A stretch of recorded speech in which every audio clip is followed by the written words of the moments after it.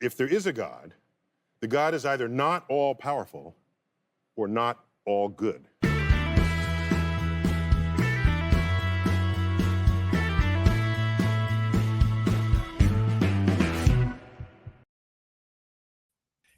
Yeah, by now you've realised that Neil deGrasse Tyson kicks off our podcast, pretty much summing up, where I'm at. I don't know what that was. And one of the driving forces for starting this podcast is what he said just there. It was inspirational from me. Still looking for proof that there is, in fact, a God. We've delved into many issues surrounding God, spirits, and belief over the last 26 episodes. And I must confess, I don't feel closer to finding the elusive God, but that's okay. It's both challenging and fun looking. G'day and welcome. I'm your host, Peter Rowe, presenting episode 27 of this live podcast, An Atheist, a Believer, and a Pastor Walk into a Bar. Great to have your company on this third day of July 2024, just gone 8 o'clock Australian Western Standing Time. We are running late as usual, broadcasting from Perth because it's chilled in Perth. We don't worry about things like time. We're in Western Australia. At the moment, you're watching on YouTube only, hopefully soon back on Facebook as well. But we need to have around about 100 followers to do that. So please, if you can jump onto Facebook and follow us, that would be much appreciated. We have the first in this brand new series of this podcast, talking to well-known people here in Perth, but you'll also find it very interesting wherever you're watching from anywhere in the world. We will get to our special guest in a sec. Some very concerning news from America during the week, and in particular, it comes from Oklahoma. We've got just a little snippet so you can have a listen to what this gentleman says and give you an idea about what it is we're talking about. We're going to make an important announcement today. All right, let's see it. Regarding the Bible and the Ten Commandments. Don't do that. My staff has been looking at Oklahoma statute. We've been looking at Oklahoma academic standards. And it's crystal clear to us that in the Oklahoma academic standards, under Title 70, multiple occasions, the Bible is a necessary historical document to teach our kids about the history of this country, to have a complete understanding of Western civilization. There is absolutely no sense in which it is necessary to teach the contents of the Bible in order to adequately teach or learn about the history of this country or Western civilization. And there are absolutely no data anywhere that suggest education outcomes would be improved by teaching the contents of the Bible. Interesting. I find that quite outrageous and dangerous, to be honest, on so many levels. We're going to talk about that for sure tonight. But joining me on tonight's podcast, Rich and Luke, who's just joined in. Good on you, Luke, and we'll talk to you in a sec, who are well-versed in all things Christian. And Jason, who, like me, is not a believer. Suresh is not with us tonight, unfortunately. Welcome, gentlemen. Hey, it's good to be back. Fantastic. Now, I actually have... I was going to say tonight's special guest. I don't think there would be too many people in Perth who don't know the name Jon Lewis. He's become a part of Perth's culture and our broad, beautiful landscape. You may not have seen him, but you sure would have had to listen to him and heard his voice as what can only be described as very gentle and extremely listenable. Is he a believer? I actually have no idea, but I'm looking forward to finding out. Welcome to our podcast. Great to have you with us, Jon Lewis. It's a pleasure. Thank you, Peter. Thank you, Luke. Thank you, Rich and Jason. Delighted to be here. I am a believer. Luke's microphone is muted. There we go. He's off. Beautiful stuff. It's on purpose. My wife's doing dishes in the background. So she's a good woman. She's very good. Very good. So you are a very special first guest on our podcast. Do you feel special, Jon Lewis? Yeah, thank you very much. Yeah, I am. My mum told me I was special. I had teachers at school that told me I was special, and they gave me a special hat and the special desk to sit at. And I felt special. I was very special in sport as well. Right. Okay. Special one in sport. Look, but we'll find out. I feel very welcome, though. That's the most important thing. Thank you. Oh, it's great for you to make some time to be with us, mate. Before we get into the nitty-gritty, tell us what you are up to at the moment as far as what you're doing with your life. Well, I was in radio for 39.99 years, and I feel like I created something special, certainly something that I very much enjoyed and loved and seemed to be appreciated. And now I've got this time to think about what I do next and what else I can create. So I feel like I've been given a new piece of paper, and I'm just currently choosing the colors, I think, to work with, or the medium to work with. I still haven't quite worked it out. But I don't want to rush into it. I want to make sure it's like it was the first time, a passionate choice. I guess one of the difficult things, John, after being as a radio announcer doing the mid-dawn shift on PR for 40 years, very hard to come down from that place. It was only just a matter of weeks. Are you getting close to feeling that that's happened now and there's not much you can do about it? It's funny. Once it happened, it was like a door just closed. Bam, that was it. And then I started to get sort of excited at things that wouldn't excite normal people. Like I went to see a film, and the film finished at 10 o'clock, and I got a little bit of anxiety. I thought, oh no, I'm late. I've got to go. I've got to leave. I can't, stay here. And then I thought, what am I talking about? Those days are gone. I can relax, and it was a weight lifted off me. I felt so light. It was a bizarre feeling. So there's lots of things like that are happening, and I got to say I enjoy it very much. I'm sure your lovely wife is loving the time spent together. Yes, I've been making dinner tonight. I made chicken pot pie, country style, with ingredients that you just kind of grab. You just think, I don't know if it's supposed to. I was right with the chicken, but the rest ingredients, I'm not sure. I believe she ate it with a smile and kindness. Fantastic. We'll see. So look, obviously, what we talk about are the deeper issues. We sometimes take it fairly seriously, but everyone believes in something, and this podcast gives us all the opportunity to talk to people like one of our regulars. You can't see it necessarily on your little window there. Fenton is from, if I remember, San Francisco. I think that's where Fenton. He's from. And he says, Dan rules. Who's Dan? From Dan, the video. Dan the man. Dan from what, sorry? Dan McClellan from the video we just played. Yes, I didn't know his name. Yeah, no, he's terrific. Love watching what he has to say. So we wanted to get you on to talk about other aspects of your life, which of course people may or may not know about you. My first question, and then I'll hand over to the panel to drill down on the deeper, the deep thinking. Jon Lewis, are you what would be considered a spiritual man, John? Yeah, very much so. I believe in God. To me, it's not even a decision. It's just a life. And I think it's one of the true meanings of the word belief. I just believe it. I certainly can't prove it. I can prove it fairly comfortably to myself. But I don't know if this is controversial, but I would think if I were a divine being, if I were completely provable, like completely, then I think I'd be worried that people might kind of give up and not have to try very hard because they say, oh, God will fix it. God will do this. God will look after things. So I would think maybe it's supposed to. I mean, who am I to say how a divine being works? I've got no idea. I'm not quite divine yet. But I think that might be the way it would work. So I'm comfortable that I haven't got definitive proof, but I do feel it in my heart very, very comfortably.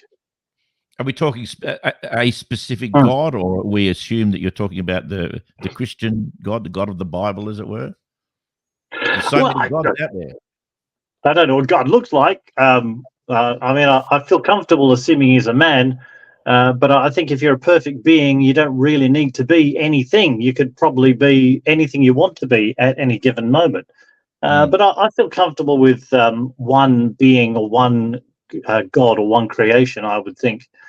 Because why would you need more? If you're perfect and you can do anything, why would there need to be more of you? You'd be self-sufficient in yourself. By saying that, I'm assuming that what you mean by that is that there is one God and other people tend to choose their way of communicating and calling it something different, whether you're a Hindu or whether you're whatever. Is that what you mean by that? That there's one God, but there's many different ways of connecting, as it were? Well, there's one God for me, but the next person, they might require many gods, or they may have the opportunity of many gods, because I can't understand how a God would work. But maybe for me, God's worked out that I need one God because I have concentration issues. But maybe other people require more than one God, so more than one God is what God would give them. You know, it's Right. like if you're a teacher, you're trying to educate someone, you would say, well, for you, I'm going to talk about it in lyrics of rock music, but for you, I might talk about classical music. For you, I might be more methodical and analytical. I mean, it's a guess, though, really, isn't it? Or, no, maybe I think guess is not fair. I think it's still my belief that that's how a God would work, because all I can assume is that a perfect being would operate in the way that I would understand that closest suits my understanding of perfection. And that's how I would try and put it together. But I don't spend a lot of time trying to work it out, because it will send me. Yeah. Did you grow up in a religious environment in your home when you were a little boy? I think quasi-religious.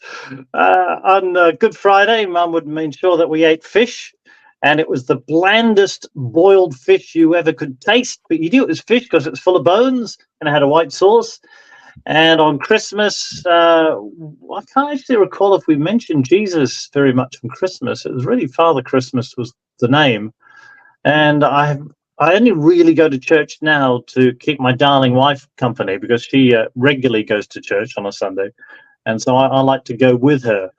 But I do find myself biting my lip more than a few times. Some of the things don't quite add up. But, you know, it works for all of those beautiful people. Like, I see the result. Like, sometimes the method isn't the solution. The method is just what it takes to get there. And when they say the end justifies the means, I feel like there's sometimes where that's true, but not always.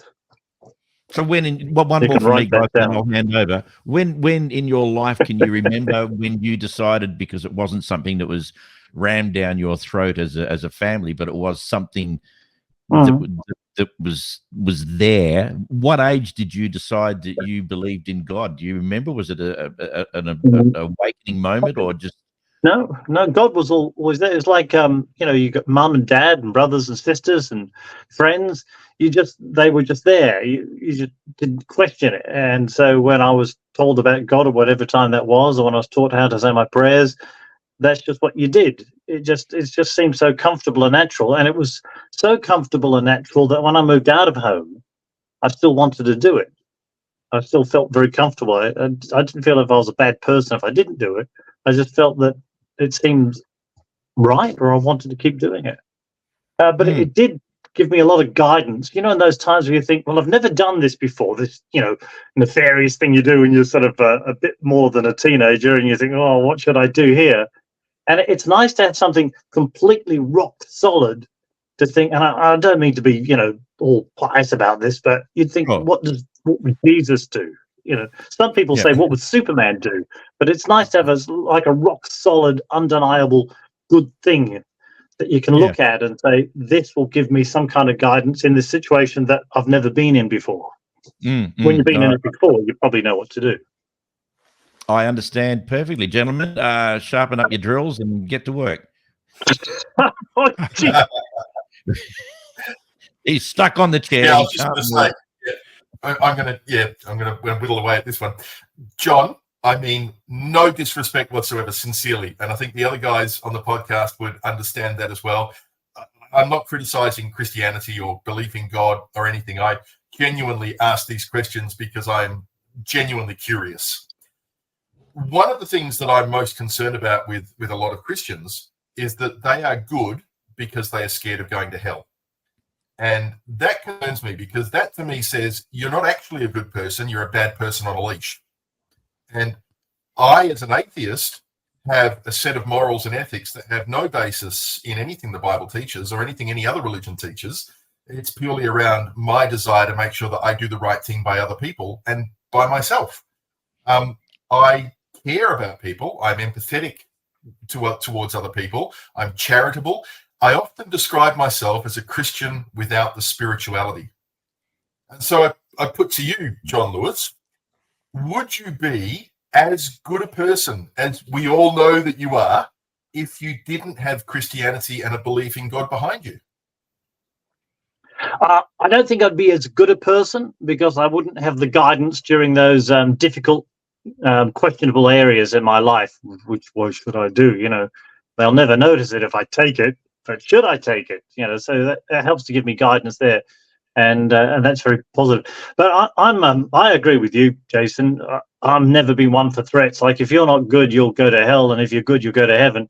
That doesn't work for me, and I'm not even sure what those two are. In fact, I suspect they might even be the same place, but you will just get what you feel most comfortable with, was advised to me at one point by a religious man. Yeah. So, no, if you do this, you'll go and get this punishment. If I know what I'm doing is right, you might as well just give me the punishment right away, because then it's over and done with, and at least I don't have the fear of the punishment. Yeah, so I quite agree. Yeah, good observation. Yeah. So I don't know if you're aware of what makes up this group, this bunch of rat bags. So, and I mentioned it in the intro, but just in case you didn't, Luke and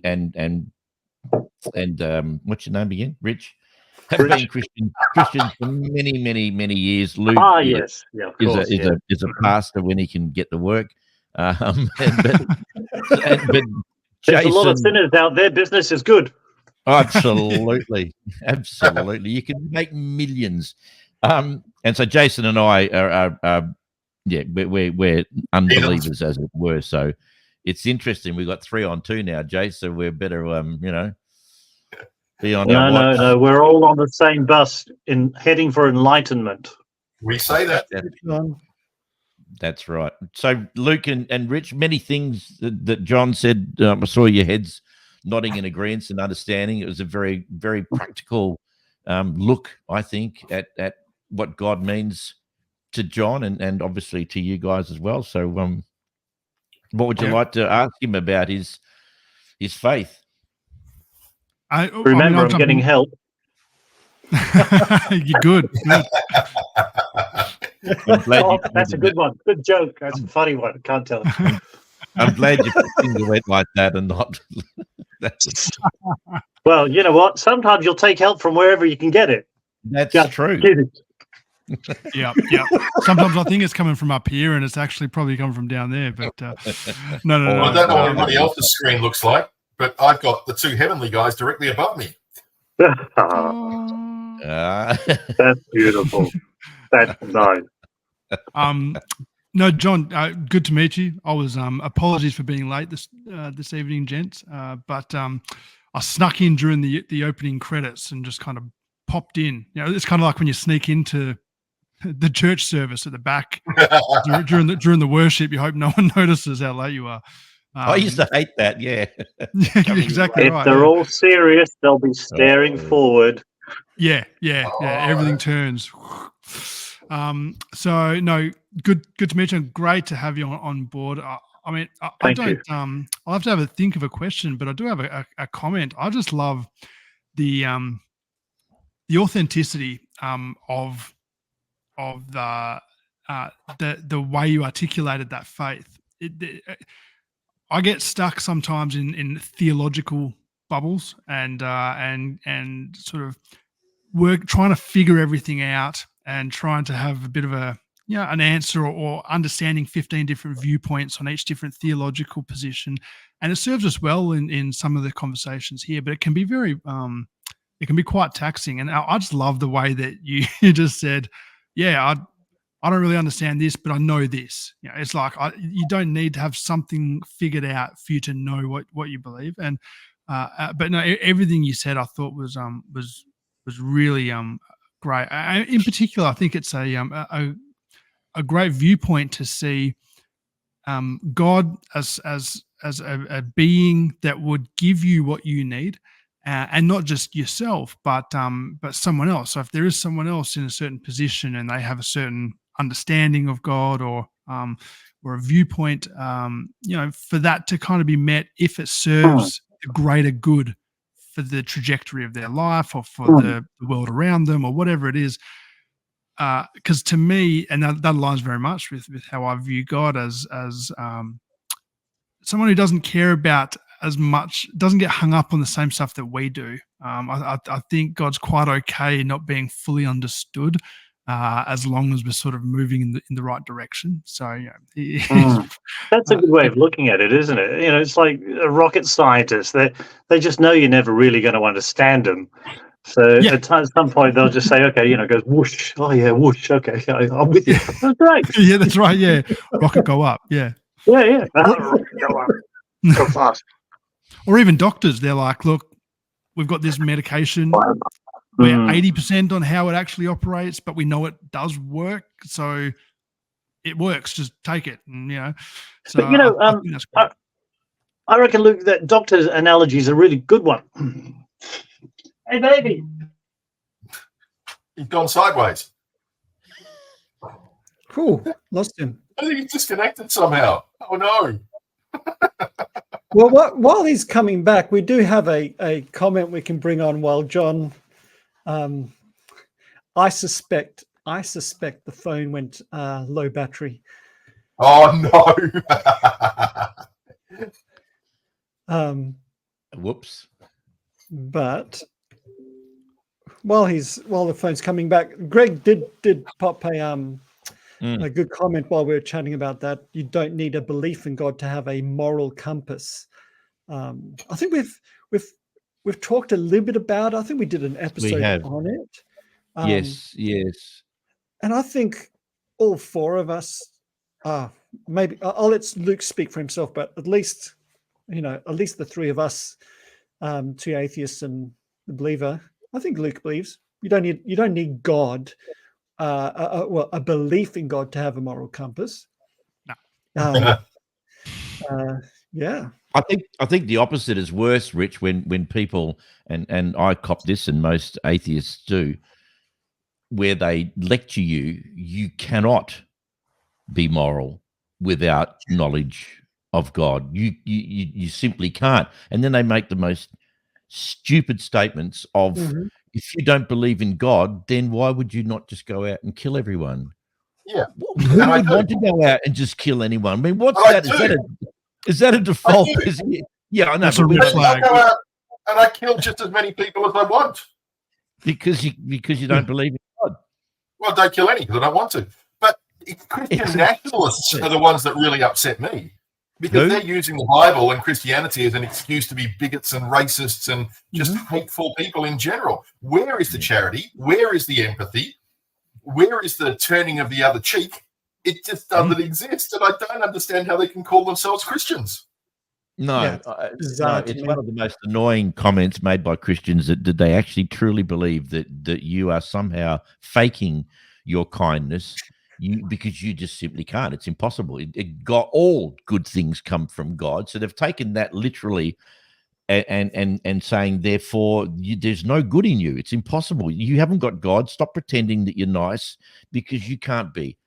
And I mean, but what's interesting about that though is even that all good things come from God. It says nothing about belief. You can firmly believe that morality is born out of the goodness of an inherently good creator, and yet that is freely bestowed on all of creation, whether you have knowledge or belief in that or not. You know what I mean? For anyone who takes that position, do you really think that someone who wakes up in the middle of the Amazon forest in a remote tribe is a horribly evil person because they've never come across a Christian missionary? Thank God, half their luck. But it's how does that not work? So they don't find love, they don't raise their children, they don't rescue their tribesmen from some sort of dangerous situation. So there's no morality in that person because they haven't. It's just the minute you start to think about it, it's insane. How do you describe? How do you sort of imagine morality? Because I take a look at some of the higher primates, chimpanzee groups, bonobo groups, Mm. You know, they practice a lot of the societal norms that we also practice without any education, without any religion, without any of that. They look after each other. They're empathetic towards each other. They preen each other. They feed each other.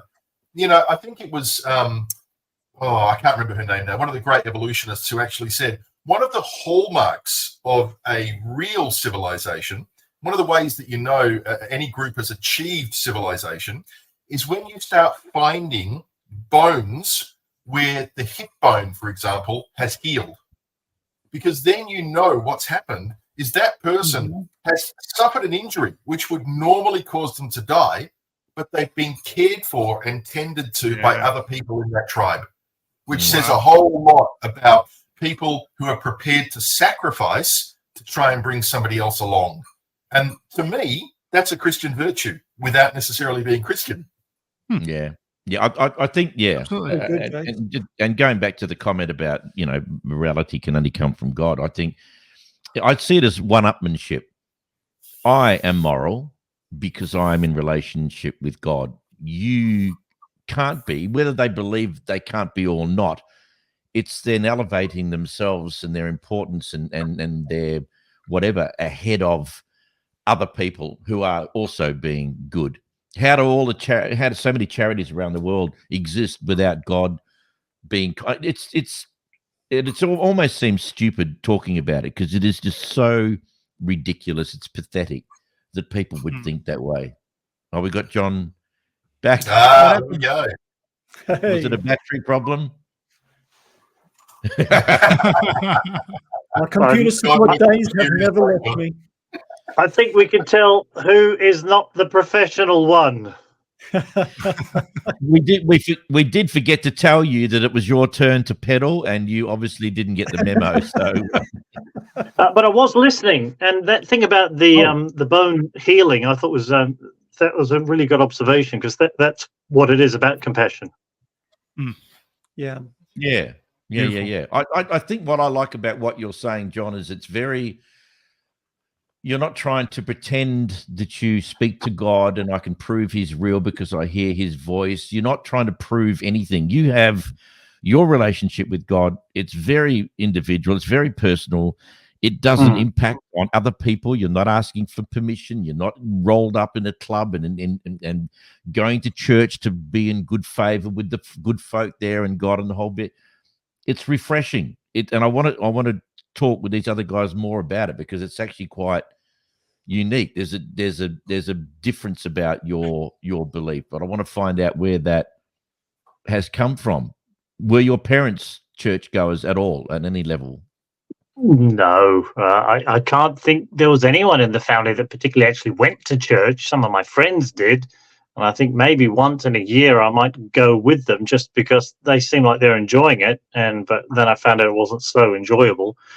So I can't think that I've go to church there. I mean, I very much like the people in the church, all the people sitting there. And in the Catholic church that my darling wife goes to, I mean, I was baptized Church of England, but, you know, whatever these different churches actually mean. But I like it very much when they turn around and they say, peace be with you, peace be with you, peace be with you, peace be with you. I love that. That's my favorite part. That's where you've got these complete strangers and all they want to do is be nice to you and make you feel welcome.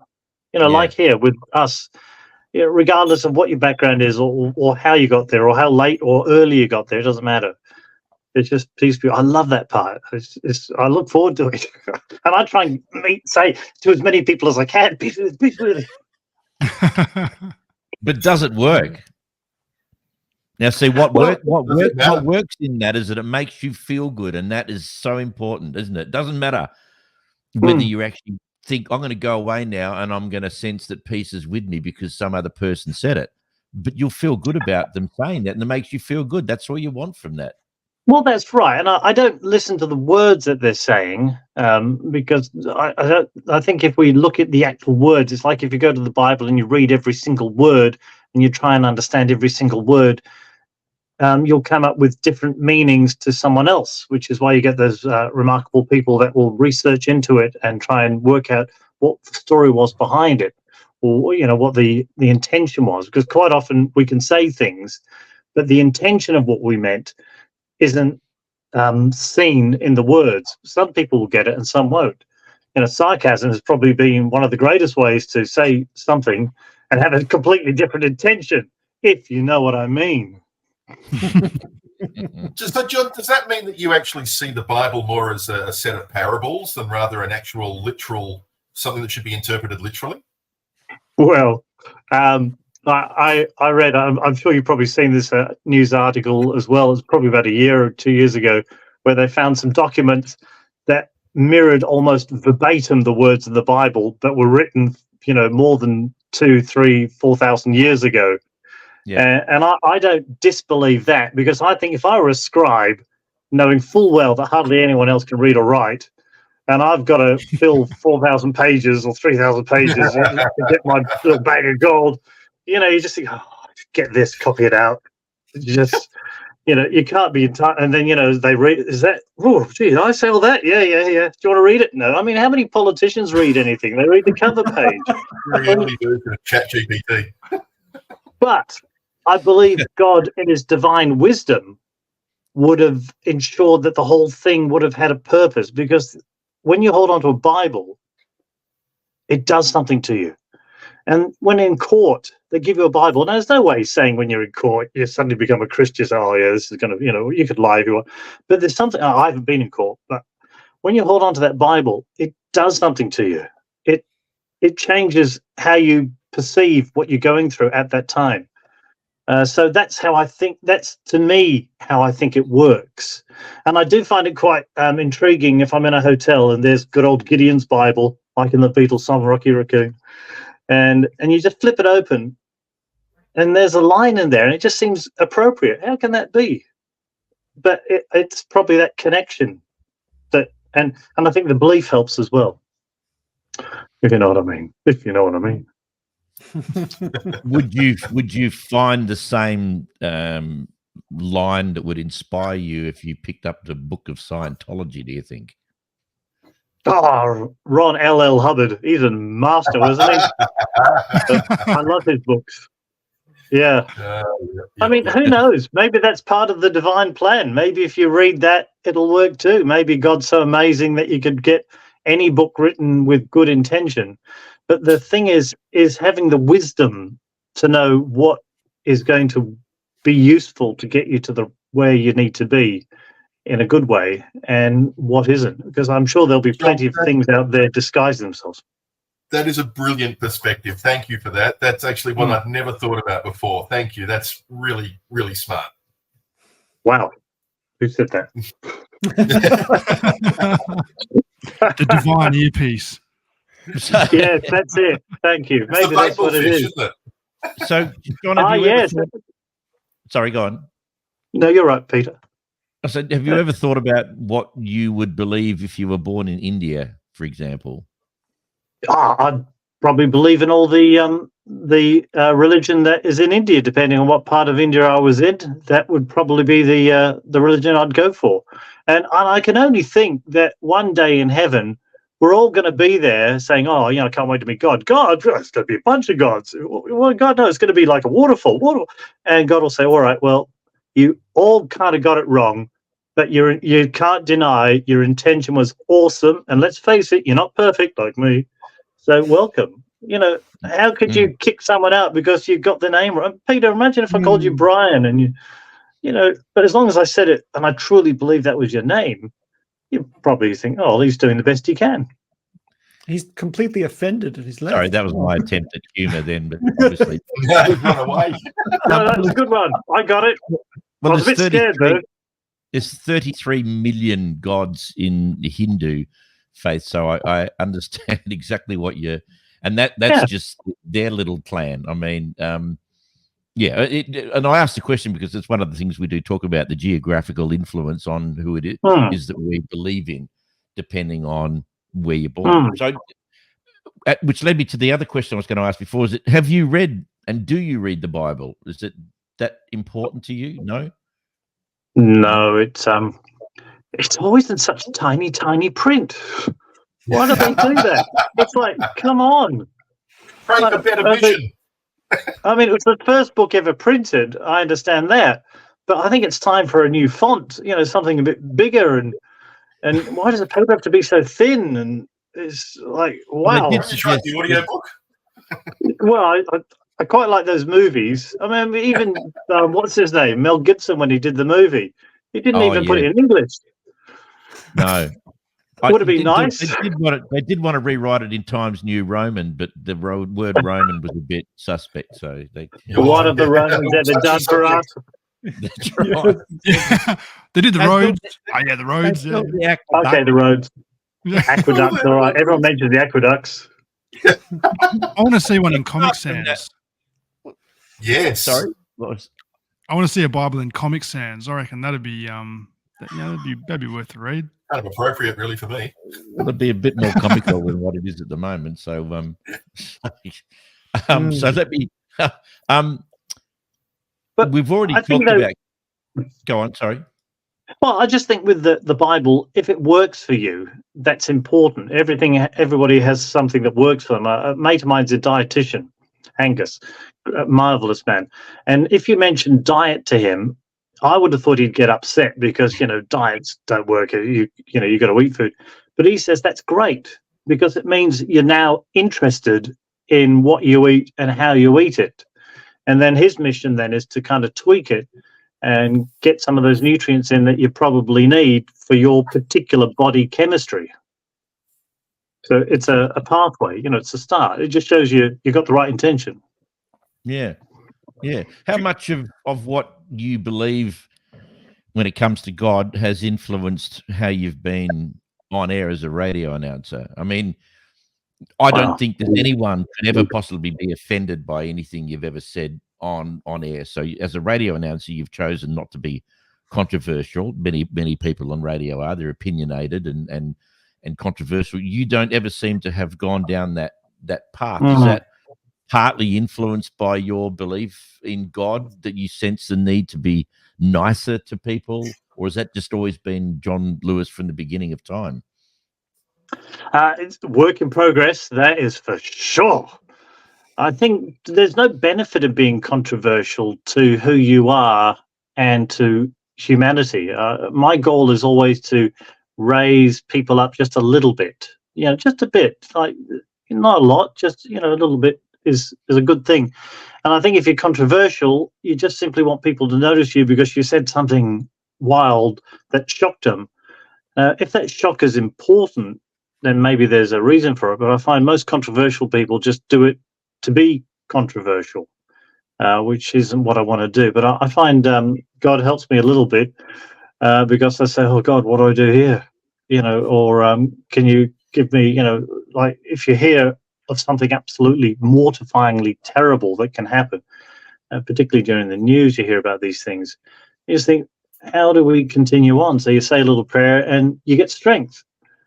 Where or how it comes to me, I don't know. But I've always felt that people who have faith, not religion, but, faith, I think they have a much easier journey in life because you've always got something strong with you, behind you, next to you, in front of you, wherever it needs to be. It's there. If you don't have faith, you've got to rely on logic. And sometimes things just aren't logical, at all. Come on. Yeah. I hear what you're saying. I love that.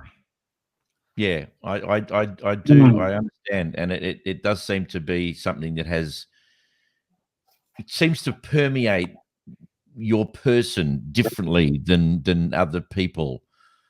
There's something unique, and we are all unique. I mean, there's no question. We are all unique. I'm not.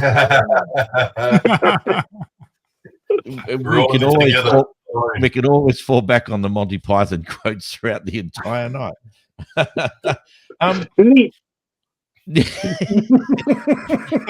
Build me a shrubbery. John, just a query, I guess. I mean, you've got this abiding belief.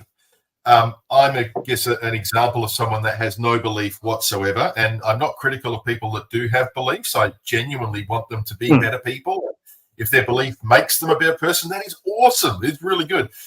But I just have my misgivings around, religion making some people a worse person, or having a deleterious effect on other people because of their beliefs. But I guess my point here is that I don't have a belief in a higher being. I have a belief in other people, and I have a belief in myself, and I have a belief that I just want to make life better for everyone, not just myself, but the people around me. From a logic point of view, I don't struggle with that. And I've mentioned to these guys before that the idea that when I come to the end of my life, that's it. It's over. It's done. And I'm finished. There is no more. I actually get some solace and some satisfaction out of that, because that actually means that what I've got right now is so very important, that I've got to do the right thing now, that this is all I've got. And this is all the time I've got. And this is the people around me are all I'm ever going to have. That to me is so very important. And I feel like I don't need a greater power or an outside entity to kind of lead me or teach me or give me anything more than that. I am very satisfied in what I've got. But I'm also very encouraged when I hear people like Rich and Luke and even yourself talk about how their belief makes them better people and makes them love the people around them all the much more. That to me is just a wonderful thing. And I love religion where it improves everything. And I hate religion where it brings grief to so many people. I think two things there I especially liked is that the word need. If you don't need it, that's great. Like, I don't think I need it, but I really appreciate it when it's there. It's like, I don't need someone to make me dinner, but when they do, boy, does it make life better, especially when I really, could have done with that kind of help. I think that's one of the things that gets me. I think there are some people that are content with what they have, but, if you're right with the way life is, that's also great. I remember talking to a musician, and he said, some people, they don't need, he said, brother, they don't need to know what you think. He said, if someone says to me, do you like country music? I said, brother, that's fine. He said, he doesn't need to know I don't like country music. He's happy, they're happy, everyone's happy. I mean, we have to get along together. I think this thing of forcing people to join in, is not helpful. But also, I'm not a big fan of religion. I love faith, but I'm not a big fan of religion because maybe you've discussed this before. Which is the right religion? I remember Woody, maybe his name's not so popular these days, but there was a film producer who made a movie, and they said, if you're going to pick a religion, pick ours. He said, well, why would I pick one behind the 8 ball? There's all these other religions. But and even in Christianity, if I was going to choose a religion, I'd probably choose Baptist, because I understand that was created in Australia. So I'd probably choose the Australian religion. But it's still human beings that have got together and said, these are the rules as we see it. You think, well, hang on, you're clearly religious people. How can you see the rules differently to those other people in the other religion that are clearly religious people? How do I know which is the right one? So I leave that for those people that are comfortable with that and like it. And I don't see any reason why you'd want to upset them, because maybe that's the way it's supposed to be. That's how it's supposed to work. But we have our faith, and I love faith. And to me, faith is kind of like love. Someone loves you, but how do you prove it? Oh, you just know. But what's the empirical evidence that they truly love you? Because a robot could probably do all those things for you, but would the robot love you? Maybe it does. So I put religion there if you want it, but I'm very much about the faith. I think that much you feel that's in your heart. If that's where it is, maybe it's in your thumb. I think what you're talking about is that connection. You feel connected to someone, and it could be called love, but there's something inside you. You intrinsically know that there's love. Richard talked about it, often saying he has no way of proving love, and you don't need to. And I don't think there's ever a place in your life where you feel you have to other than describing it to someone who's never experienced love. To try and put it into words is very difficult. And the same goes for a belief in God. I take it you don't label yourself as a Christian then? I'm pretty sure I believe in Jesus, so that's Christ. So I guess therefore I'd have to be a Christian, because I do believe Jesus. I certainly believe in Jesus as a human being. There's no argument there. And I could well believe that he would be the Son of God, because everything that they say of him seems to be what you'd expect the Son of God to do. But when I have my own quiet times, I feel that very strongly in me. So I feel very comfortable in that way. So I guess, yes, I'd call myself a Christian. Is that too much of an answer? I feel like I'm a politician before I'm a Christian. I think it's perfect. Just to go back to radio, and that's the one thing you and I, of course, have in common. Around the same time, I was in radio for nearly 40 years, and so even though I'm considerably older than you, it's been amazing. If you could wave a magic wand, so for those people listening, John has been on Talkback Radio in Perth for, as he said, 39.9 years. 9 years, yeah. Wow. Phenomenal following, extremely popular. Now that you're not doing that, if you had a magic wand and you could do anything, any job, anything in the world that you could possibly want, and all you had to do is wave the wand, what would that be for Jon Lewis? Well, I mean, this sounds so silly, but I really feel like if I was Prime Minister of Australia, I could just fix everything. Like, it doesn't seem like it'd be so hard. No disrespect to the previous prime ministers, but I'm sure Peter, Jason, we've heard all the solutions, haven't we? Everyone's called in with all this. We already know what the solutions are. You don't need a 10-point, 5-point, 6-point plan. You don't need a committee. We know how to fix these things. They're not politically correct, but they are, heartfelt and sensibly correct. And it wouldn't be a hard thing to do. So, John, we have a theory on this particular podcast. We have a theory that there's one commandment where if we had a prime minister who actually adhered to the one commandment, everything would be great. And that number one commandment is don't be a dick. Yeah, that would work. You could run on that. I would run on a campaign that wouldn't get me elected. I'd say a benevolent dictator. I feel that's the best way to run a country for the short term to get it to where it is. But then you'd have to get out quick before the power corrupted you, because I think it'd be like holding on to the precious. You couldn't hold on to it for too long before it changed who you were, because you'd be subjective. But benevolent dictator, much like a mum and dad is. There's no democracy in your home. They tell you what to do. Unless you've had different homes than me, but they rule the place with love and kindness and the best that they can. Yeah, with the kids' best interest. interest. Would you vote for me? That's right. I would. Yes. I mean, mate, you shall take ballet lessons and cricket lessons. I never got to do them, but you will. And you'll be good. Yes. Out of all the things I thought you would have said with that magic wand in your hand, that would have been the last thing I would have imagined you saying about being prime minister. But make it happen. But the problem is, of course, that like all good politicians that get into it because they want to make changes.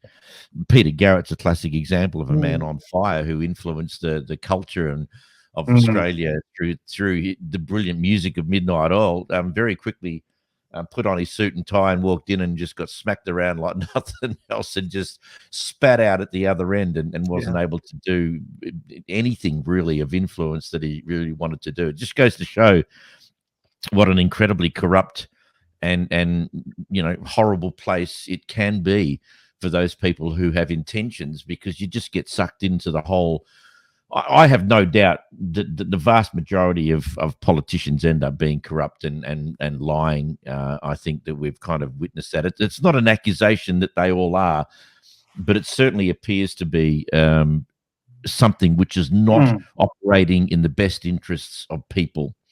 If you took, for example, while we're talking about religion, if you took the character of Christ, politics as a whole, I think, is probably the antithesis of everything that Jesus stood for.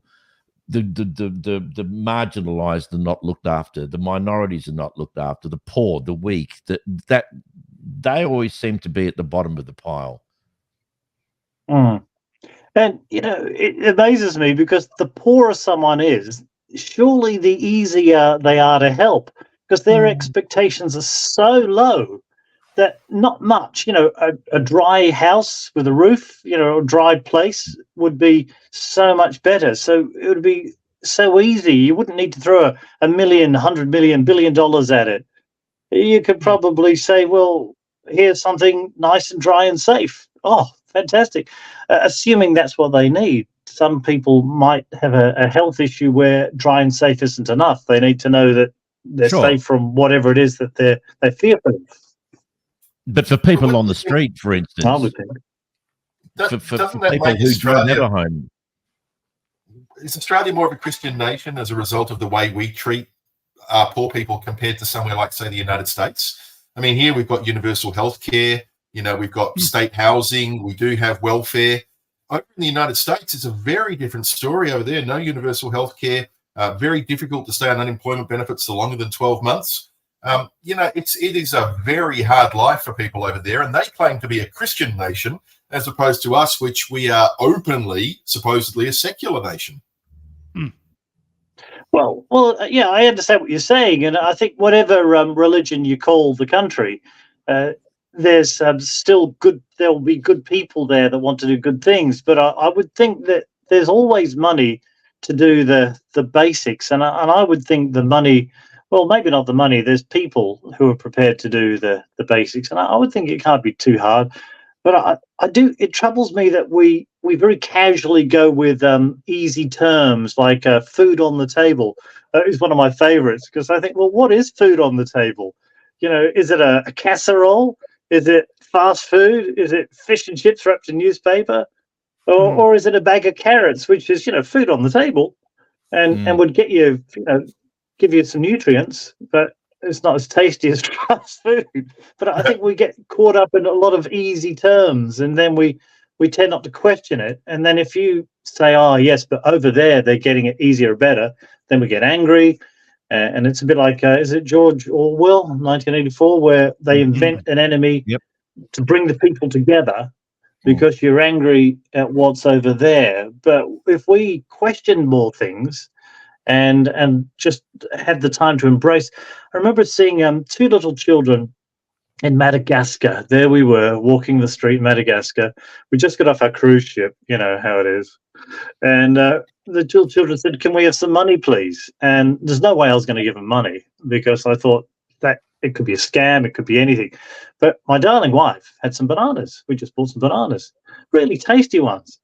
And she said, no, we don't have money, but we can give you some bananas. And they happily took the bananas. And then they dropped the banana peels right there on the floor.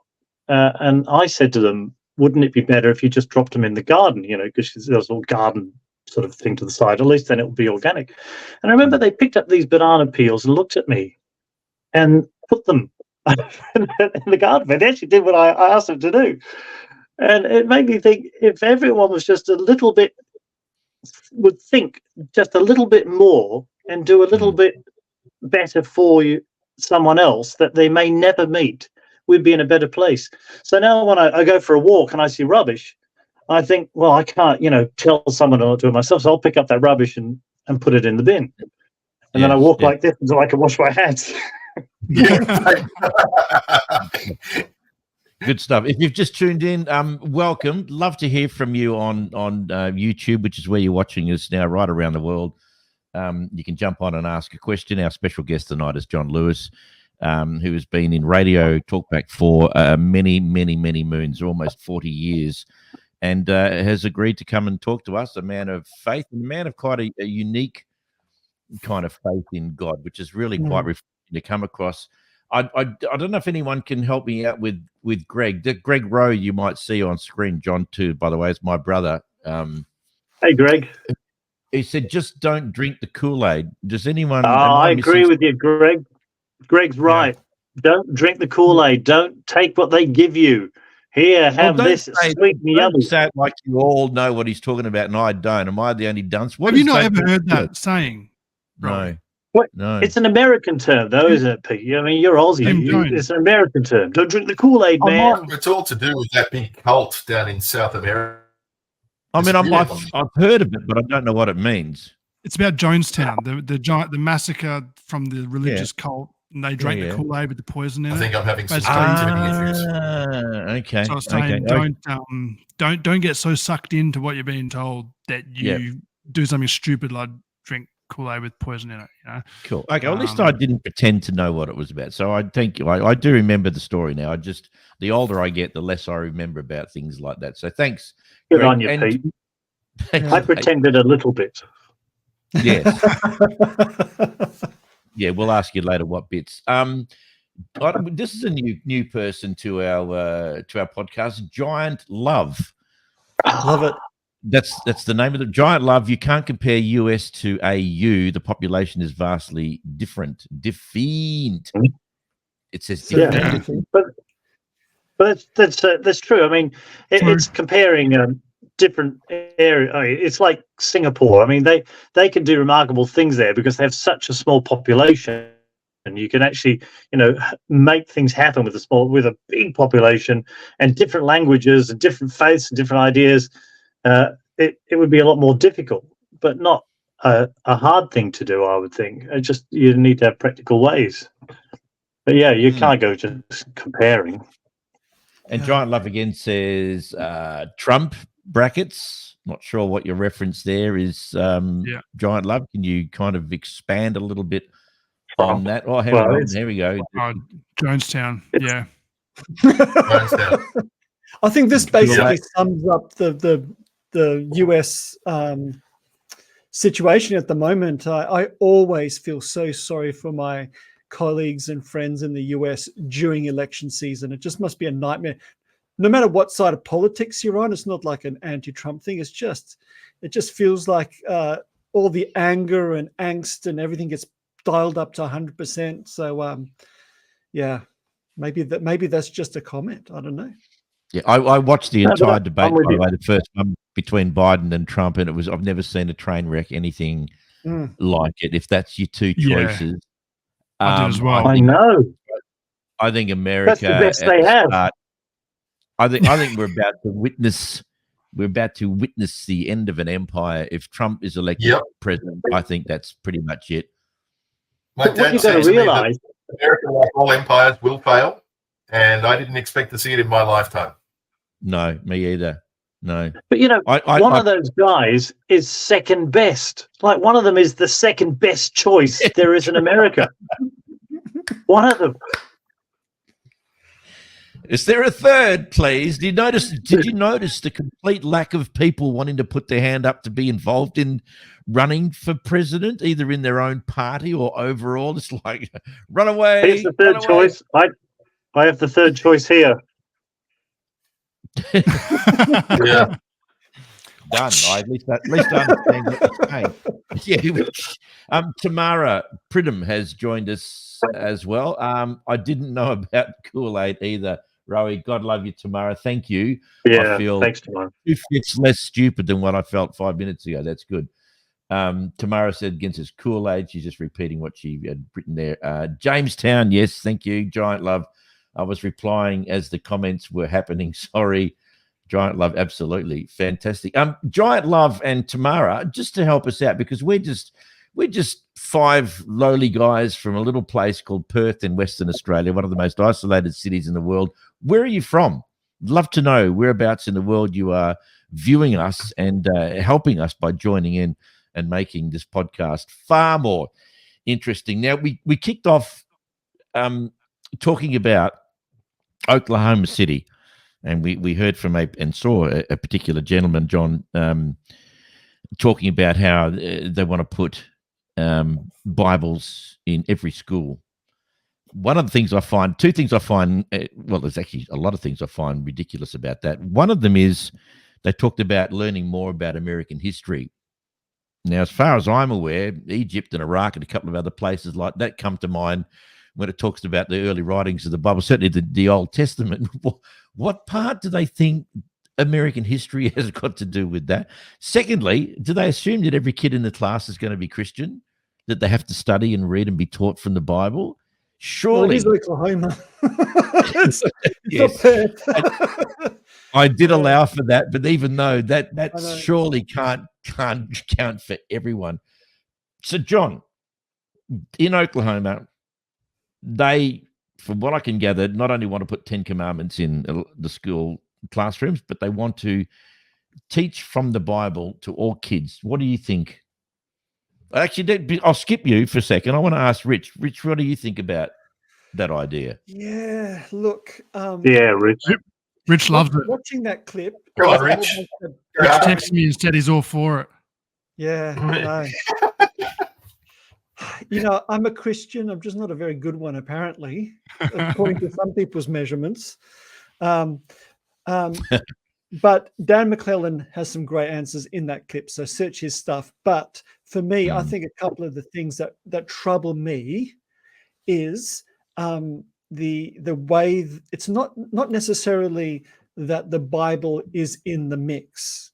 I think what's troubling to me is the whole context of the culture wars and the way that this is thrust into it. And you can tell it's not some sort of thoughtful, love-filled action is on part of the government. By the way, there are very reasons behind it, which, if you examine them, are literally false all the way through. Falsehoods, outright lies. The Bible's not actually mentioned in the areas that he's talking about. So, like, it's not a good faith thing. But what he's suggesting is not that what John has been talking about, a real pragmatic, love-filled faith that is transformative and supportive to you being put into the classroom. What they're asking for is the Bible to be some kind of idol on an altar. Like, you don't have to actually open it. You put it there as some sort of sign that we are a Christian nation as against to all those other kinds of nations we can be. And if you want to be on the in crowd, it's got to be something to do with this Bible. You can't be Muslim. For me, what it is saying is a lot of the marginalized minorities in that place are no longer welcome in those schools by putting the idol of the Bible in. So, Totally. I'm all for good stuff in, but I don't think that's what's actually happening there. And that's the thing that actually is troubling to me. Yeah. Just to jump back for a second, Tamara is from Perth. Ooh. So, wow, just Never heard of it. No, I don't know. It's Perth in Scotland, I'm assuming she's talking about. Arcair the New. And Giant Love, which is a fairly non-specific term. We don't know if Giant Love is male, female, or one of the other. Doesn't matter. Giant Love. No, Yeah. but Love does Chicago. it all. Love is all that matters. Giant love the- is giant love. The amazing thing about Giant Love's location is Chicago. Can Chi-town. somebody tell me, historically, what do Chicago and Perth have most in common? Love of It's Michael wind. Jordan. John Michael Lewis. Jordan. No, Wind. Who said wind? Someone said wind. It's wind. it's That's wind. my answer to everything. Oh. Chicago and Perth were voted the two. It's my windiest solution cities to in a the lot of world. problems. Did everyone get that? Did everyone hear what I just said? No, sorry, John was mucking Sorry around. for talking while you're interrupting. Chicago and Perth were, and I don't know where they still are, the two windiest cities in the world. Mm. And if you've ever tried to walk up St. George's Terrace on a wintry day, it's just almost impossible. And Chicago is so giant love. I am very tall. Oh, Hence the There you giant go. part There's of the the giant giant. love. Wow. Okay. How tall is Makes very sense. tall? Awesome to have you with us, Giant Love. Yeah, absolutely. Fantastic. Good bunch of people. See, this is your influence, Jon Lewis. These are, Yeah, I know. there's no proof that We get they are tall people fan- and people from Perth. I like Chicago, by the way. It's a very nice city. I wasn't there a long time, but it was a great time. Okay. It's a all right. tear. Nice place. I got a Hey, what was that, Jay? I said Peter Cetera is awesome. Oh, yes. Don't tell me no one gets that. Come on. That's a Chicago. Yeah. It's Chicago, and on his own, Peter Cetera. But yes, he was from the group Chicago. If you don't know, I thought you said Peter Matera. 25, Oh, wow. He's also awesome. 25 or 64. Another great Peter. Don't And Peter Rose Luke. as well. Yeah, Big no, we rock, won't yeah. go there. Luke. Don't go there with the Eagles, I'm mate. not. Do not. Yeah, I'm Do not. not bring it Yeah. up. I will shut you Blacklisted down this in an week. instant. That is a form of religion in itself. Giant love about as far away from each other as can be. About Perth and Chicago. Yeah. Thanks, guys. No, thank you. Your contribution to this little podcast is valuable and fantastic. So I don't know if we actually got to the question about, John, whether you think the Bible should be a part of every school in Oklahoma. Now, it doesn't specify religious, Catholic, or whatever. It just says every school. So I'm assuming. And as Rich said, if you want to watch is. the It's year 5 to 12. That's their mandate. Year 5 to 12. right, And it's actually to be taught from, apparently. So it's not even just a Bible in the classroom. It's oh yeah, evidently has to be, and he's recently just started talking about sanctioning teachers who refuse to do it. It's What about Scientology schools or Islamist schools? well, we any know school. from last Oh, it's time. public I mean, schooling. It's any public school. So I think a lot of those would be private schooling. I think this just extends to Also, public. private schools aren't included. I don't think he has jurisdiction over it. He's a superintendent of public schooling, so I Yeah. think I Right. think he can only enforce it in that space, which is bad But enough. if anyone's interested, if you go in and look at the whole YouTube post, which is hosted with the guy you heard a little bit of, the snippet that we played, and I can never think of his damn name. Rich, Dan what's his name? Dan Dan. McClellan. That's it. And the While superintendent. you're working on his name, though, I should say, Peter, I actually wished in that interview when he was making these comments that there'd been someone like you there saying the things that you've said, like, how is American history in this Bible? What in this Bible is going to benefit the students? How will this make the students more educated? Which is why we send them to school, to get them educated. You can teach them manners and religion and how to do good things at home. But you go to school to get an education. And if you'd have been there, I think you'd have asked those questions. And then I think the question of should or shouldn't we put a Bible in the school would have been more an obvious answer once he had explained himself, if he could.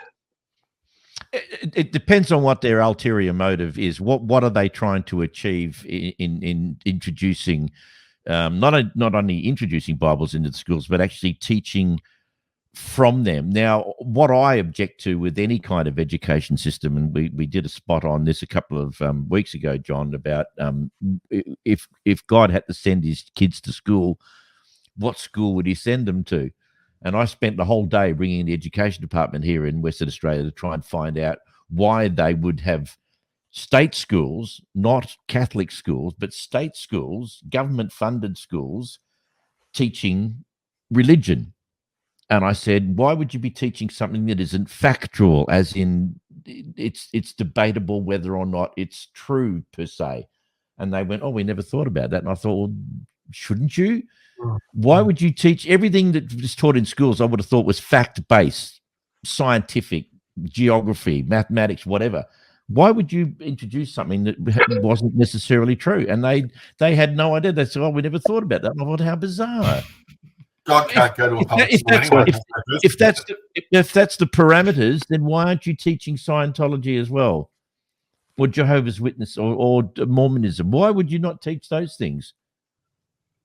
But anyway, Exactly. I mean, I could understand private schools teaching a religion because they're set up and they say, right, well, you know, we're a Catholic school. If you want to learn education and be a Catholic, come to our school. I can understand that, and then those like-minded people would do that. But I think if it's going to be a school that's funded by the taxpayer, then it needs to be for all people, because that's fair to the people that have provided the money. Yep. I think so. Just sorry, Luke. I'll come back to you a second. Just a couple of more posts on there. Gloria has joined in the conversation. She's from Perth as well. What a beautiful name! Is that by any chance somebody that you may or may not know, John? Well, I do happen to know Gloria very much. I love her. I think her last name is Duran. I think that may just be your wife. Oh, my darling. Just a second. Another cup of tea, please, baby. I'd like it better if her name was Gloria Duran. Yeah. Yes. Well, President of the world. Duran, of course, is a very famous Spanish name. Is it not, John? I think you could be right there, Peter. Well, it's also a first name. It's also a Christian name for many Spanish people. I remember those. One of the great boxers of the world. Oh. Go on. Because I think before I met Gloria, I don't think I'd really been to a church at all very much, and she wanted me to go to church for Christmas Eve. I thought, Christmas Eve, you go to bed early so you can get up at crack of dawn and go get your presents. And come on! So if we went to church, and this is one of the reasons why I know there's a God, because I said, all right, God, I'm here at church, I'm doing it. And then the very first song we had to sing in church was Gloria. And I said, you have got a sense of humor. Yeah. I mean, come on. Is that an accident? Is that a coincidence? Or is that someone who's got a divine sense of humor? I'll let you figure it out. I thought she's got me singing her name now. A few more comments coming in. Sorry, it seems to be a 2-minute delay with my replies. That's from Gloria. Gloria, we don't necessarily mention them the second they come through, so there may be a delay. We don't know. I have no idea. You are coming all the way from Chicago, so who can say? Who can say? So did we get to the? Should there be? Well, we kind of did talk about it, and you answered it. Should there be Bibles available? I think that the whole thing is a crazy idea. I'm not sure whether I think the best place is. Sorry, in general, you agree that in general we should teach religion and all the variants thereof, and what they're all about and what they believe in, just so that we've got that breadth of knowledge. I think we talked about this from a historical perspective. It can be a part of history. I don't know what it's going to be a part of. They're talking about teaching all sorts of things from the Bible. And the funny thing was, John, when we were discussing this on our little messenger link that we talk about, Suresh, actually, you know what? I'm going to read it. This is hilarious. This is what Suresh said. The Ezekiel verse. Yeah, it's and obviously because Jason commented on there about Desert Errata as well, which is just awesome. But I'm just going to quickly find it. Just give me a sec, because I think it's that's hilarious. the way you keep the religious books. I'd put all the books in the library, and then they're there That's a good idea. in the religion Correct. section. No one Absolutely. would have thought of that. Well done, John. That's revolutionary. So You could have Suresh was revolving saying, doors and make it a revolutionary library. John for Prime Minister. This is why I'm voting for you. well, he has to be prime minister because his name is John, and there's so many politicians called John. I don't know what it is.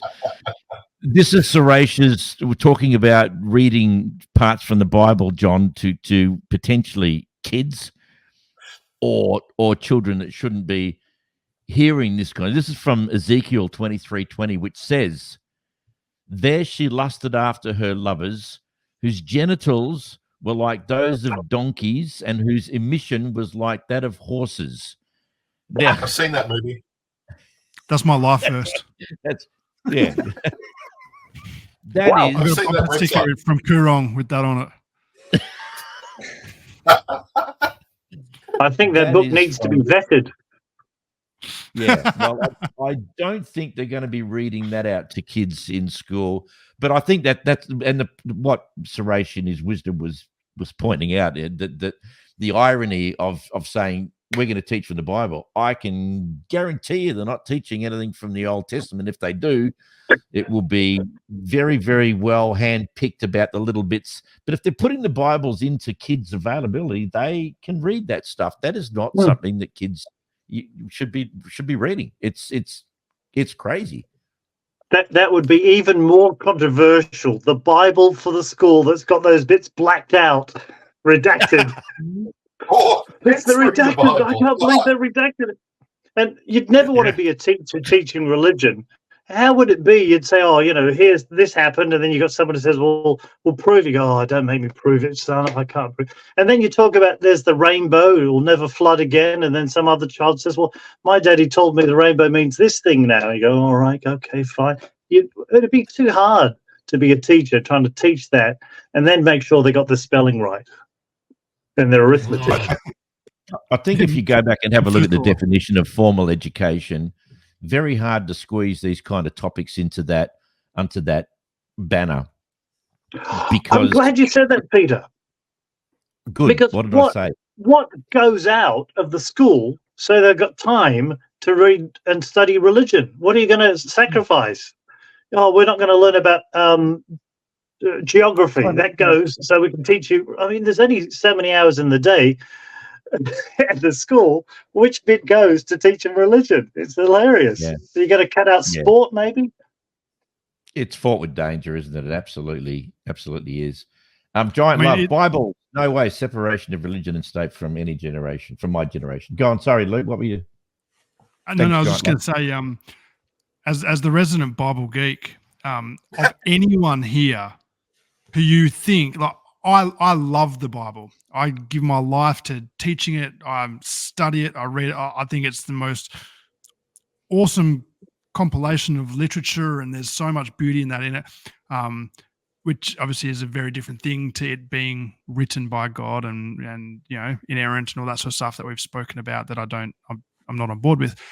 But what I'm saying is, you think any one of us would be like, how awesome, we're getting the Bible into schools and teaching that. This is the worst idea I could ever possibly think of. And when I heard this, and it started with Louisiana posting the 10 Commandments on the every school, every classroom has to have a poster with the 10 Commandments in it. What is that going to achieve? And also, why the 10 Commandments? Why not the Beatitudes or anything else? If we're going to put something there, I mean, surely that would be better than don't murder someone. Do we need a poster for us to not murder someone?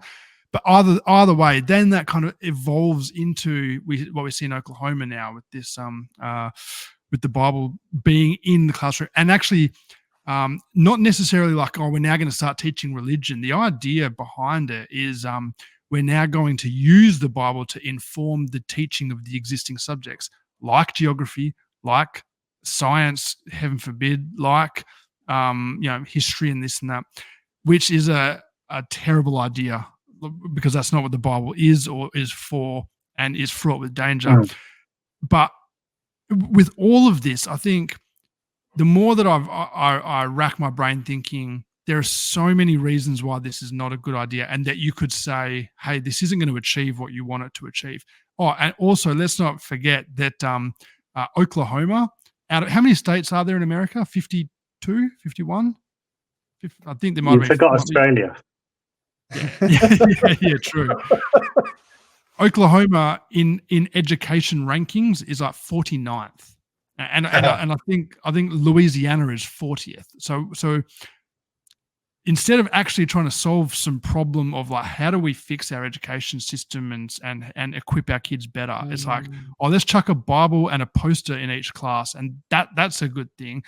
It is absurd.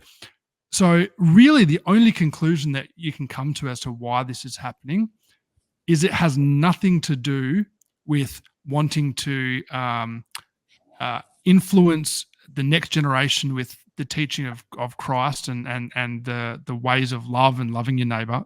It's got nothing to do with that. It's not even got anything to do with trying to convert future people, kids into a one religion or another. It's actually purely political. There is no other. This is what Christian nationalism looks like when it gets to a position of actual power.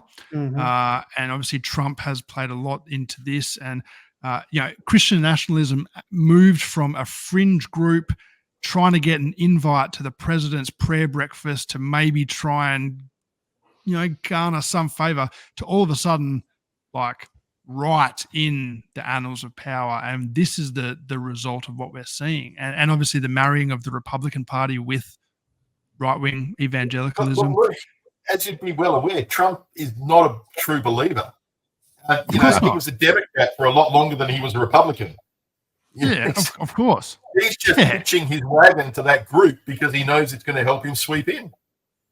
And he gets the evangelical support because they go, well, we don't really care whether he's embodying the ways of Christ and the lifestyle of this is what it looks like as we're kind of trying to love each other better. That's irrelevant. He's wanting to garner their favor and is willing to do things to push that agenda forward. So it's an ends justifies the means for a lot of this evangelical support, which is insane because I just this cannot end well. And this is actually the antithesis of what Jesus was like when he came. Everyone expected him to bump Caesar off. That's how he was going to rule. He's just going to replace Caesar on the throne and free the Jews. Like that was what the Messiah was supposed to do. And instead, he subverts it completely, going to the cross, and he says, "No, we're not going to exercise power over people the way empires work. Instead, we're going to come under people, and not just the people that can do something back to you, but the poor, the marginalized, the oppressed, those that can do nothing for you. That's who we're going to come alongside, and we're going to try and change the world with love between us at this level, and just don't worry about trying to impose this from above." And I mean, we're still trying to do that, but we're also, for people to be following that way, to keep getting trapped in this sense of, yeah, we'll do that, but we want to impose it from the top by putting Bibles in classrooms and making people believe what we believe and getting the power and all that sort of stuff, have just totally missed the point. And it's sad because it makes the Bible like a joke, a bit of a it really, for me, that's what bugs me, because you just go, this is a prop. This becomes a tool, and it's absurd, and this literalistic interpretation, and you miss so much of the beauty of it and the genius of it, because it's being treated in a way that it was never expected to be treated. It was never designed to be. So it's a big warning sign. I don't think it'll last. I think but if it does, this is the beginning of the Handmaid's Tale. This is a bit of a worry. Yeah, we've read that book. Yeah. It's been written already. Yes, right. Yeah, I mean, look, there's nothing Back to the time of the really Puritans. shocking or surprising for what we know Americans love to do. Just quickly before we move on to the last Giant Love, awesome chat I stumbled upon. Good on you, Giant Love. Have to go. Carry on, mates. Right on. Fabulous. Lovely to have you a part of this podcast. We hope you can come back Thanks, Giant. next Wednesday and do it again. It is Pete, getting a little bit. Sorry? just a quick thing, just on what Luke was saying. I just thought it was wonderful because, like the powerful. I think when you talk about the Bible using it as a tool, I think that's maybe what that politician was exactly doing, Luke. I think this was a way to get votes, and I think I would task him with the consequence of if this goes horribly wrong. And this causes trouble. Will you, Mr. Politician, be responsible and take consequence for what you've done? And I think I even would have hit him with the question: are you just doing this for votes? And just watch him sweat. You know? Yeah. Good on you. I don't know if anyone else has any more information on it, whether or not it's a done deal or whether or not it has to go through different voting rights or whatever happened to Sunday school? The Sunday school is just going to get Sundays off now? I think anyone to hijack the education system is just absurd.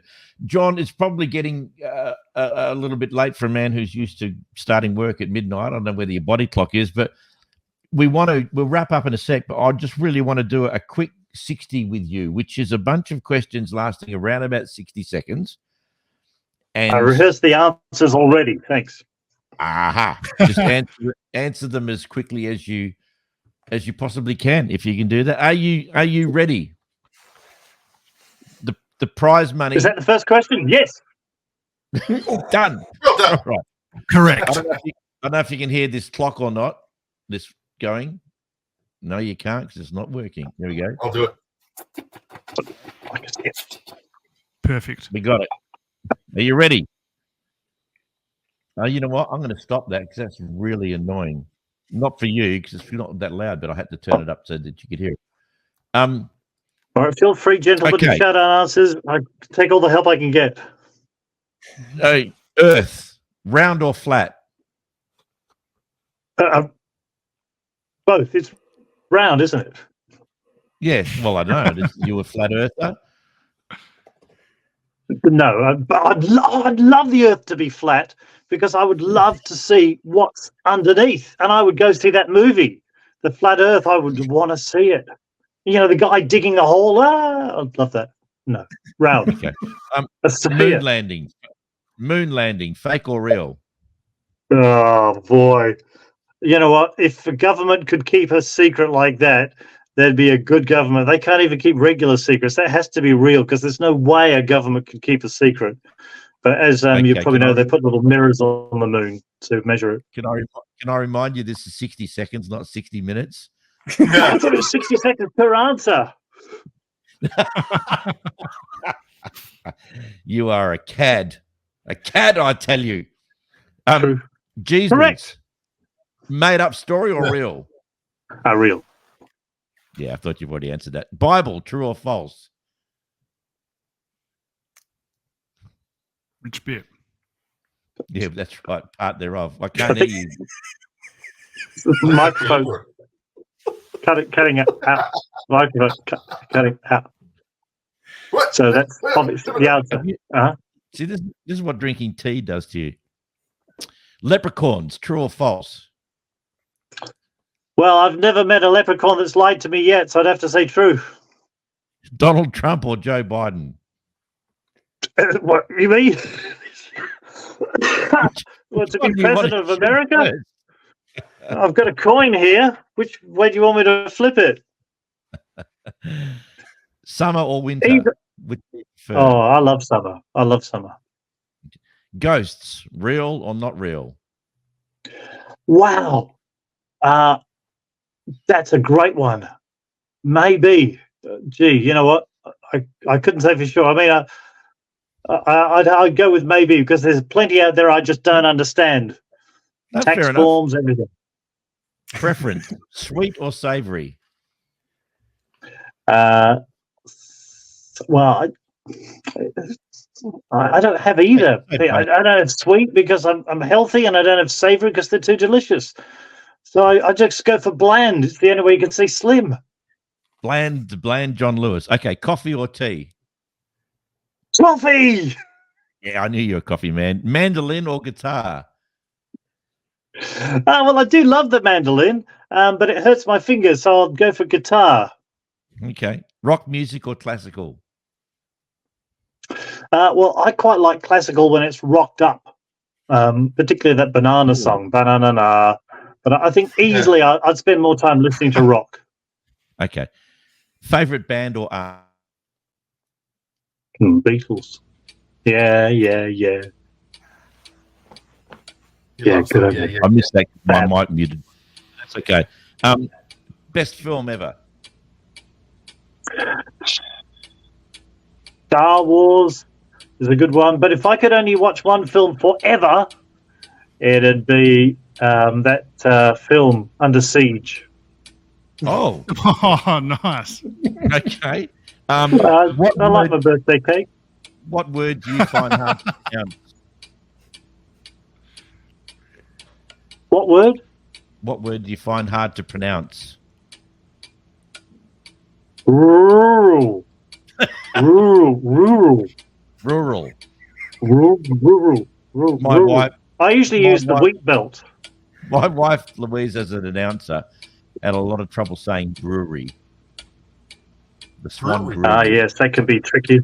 It's the Swan Brewery. I love being able to say investigative. I love that I can say that. I could never say citizens advocacy on radio. Too But I hard.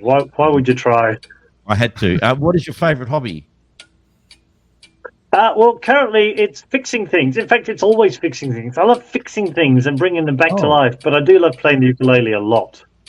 Okay. What is your favorite word in another language? This will be Spanish, no doubt. Well, yeah, it'd have to be a more love. Aha. Okay. Do you Yeah. speak another language? Sí, yo hablo español, no problema, professor. I love Japanese too. Un momento. If you had to change your first name, what would you like to be called? Well, if my surname was Guy, I'd definitely go for Big. Awesome, but it'd have to be spelled with an O. I thought you were going to say Go. Lewis. Lewis. That'd be good too. And middle name. I like that. Fantastic. Thank you, and well done for your 60 seconds. It was amazing. Fantastic. I was going to ask you one thing, Radio, before you go, and that is, what is your most amazing, memorable moment in your 40-year radio history? What's the best thing? Boy. And why is it There's tonight? actually lots. Sorry? And why is it tonight? That's true. That's true. That's true. There's two that are sort of astounding. One is without doubt awesome because I got to talk to Captain Eugene Cernan, the last man to walk on the moon. And among many things that he said, life and death and everything that happens, the fact that it was too big to be an astronaut, which, is a thing. So there was a point where he nearly died because he was just too big to get back into the space capsule after doing a spacewalk. And he thought that was the end of him. But it was so cool when we talked about how he drove the Moonmobile. I mean, that is something that you drove the Moonmobile. And I said, and did you drive it kind of cool? He said, yeah, you bet. But one of the most random moments was I was singing the song "Shaking All Over," the Normie Rose song. Yeah. And I just got excited. I was just walking down the corridor and I just screamed out, "Shaking all over!" And from around the corner, I heard down, down, down, down, down, down, down. Ladies and gentlemen, it was Normie Rowe. Oh, no. How can that happen? No way. That's cool. That is Is he a relation, though? That's what I want to know, Peter. Is he your relation? Well, we all of us, Rose, are relations. We all connected somehow from 1887, which as people in Ballarat. My family came out in the 1800s. So, yeah, we're all connected originally. But, yeah, no, I always call Normie Ray my uncle. He's not, but... I have a question Love for it. you, John. Just a quick one. Just a very quick question for you. How can you have been in radio for 39.999 years when you don't look a day over 35? Yeah. You're a good man, but it wouldn't have hurt to say 21, though, would it, Jason? I mean, would it hurt? I mean, the truth is probably out there, but gee, would it hurt? You are so kind. And may I say, seriously, I've never been in such nicer company. You're all so kind, understanding, amazingly patient with my lack of professionalism when my phone failed, and good looking. Thank you. Particularly that guy just there, and this one here. Oh, yeah. Here's the story. Can we do it? About a man named Brady. Who was bringing up three very lovely boys.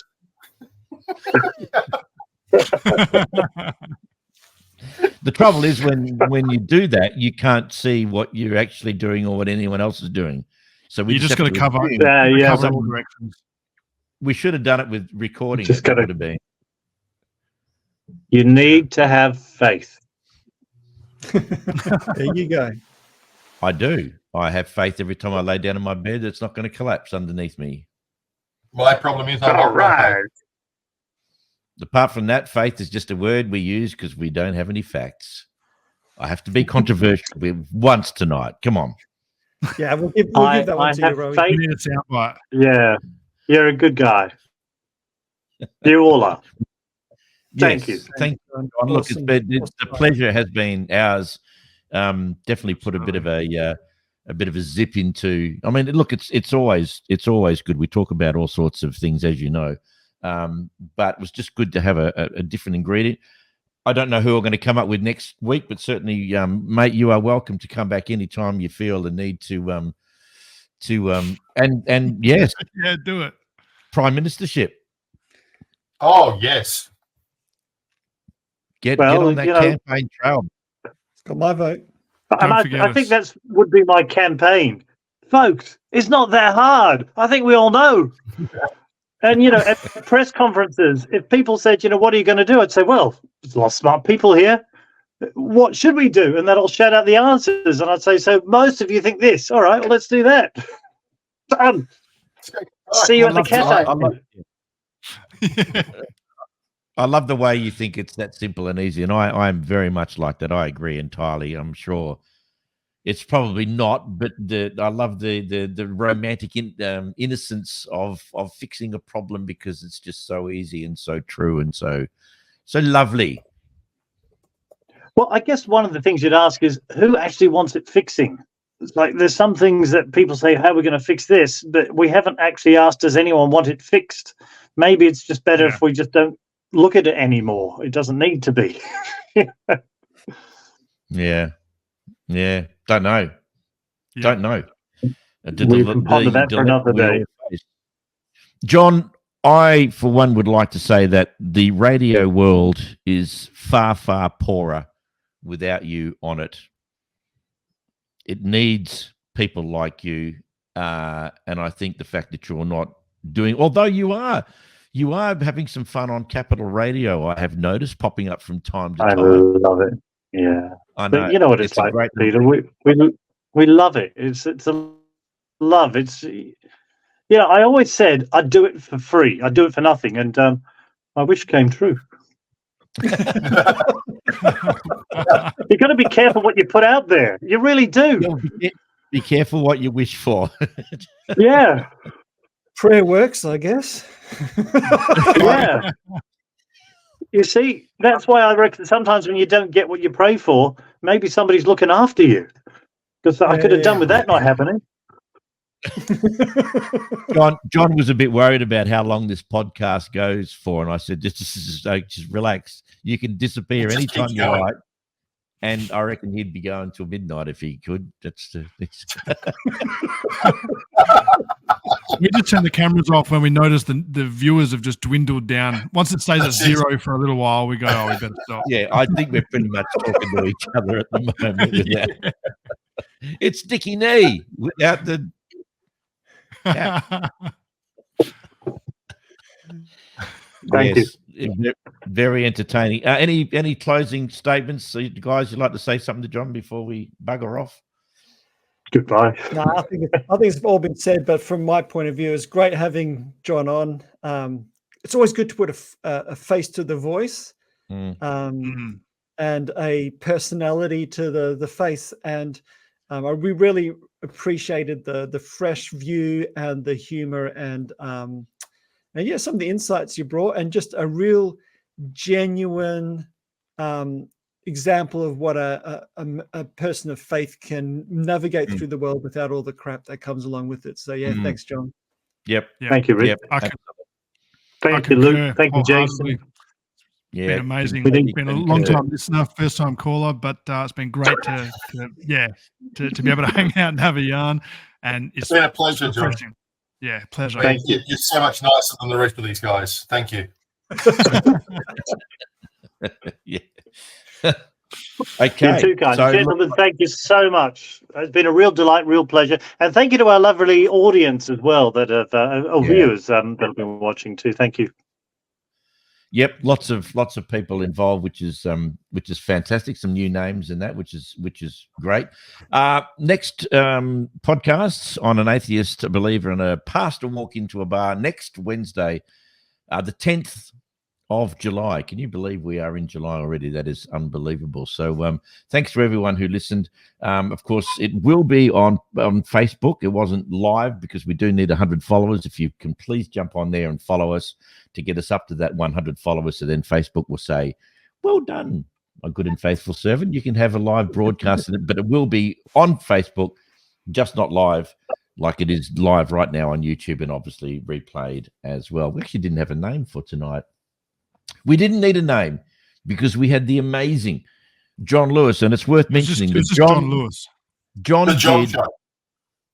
John did the entire podcast tonight without the aid of a safety net. I think that's really worthwhile mentioning. He's got leotards on at the moment. We don't want to zoom down and have a look at that, but it was all his own stunts and no safety net, which is just incredible. Your future in the circus is... Who needs a safety net? I didn't even have power in my telephone.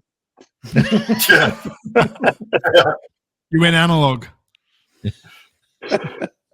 Yeah. He's got the iPhone 3. Thank you. John, thanks so much again, mate. Really appreciate it. It's been absolutely delightful talking to you. We'll see you on the telly. What party, by the way, will you be Prime Minister of? What representing? What group? I would imagine you'd be a Labor man, I would have thought. People's Front of Judea. What, sorry? You know what it's going to be. My party will be the party. Party. Yes. Party. That's right. The party that never And stops. everyone's welcome. So, There John, will be welcome for all people.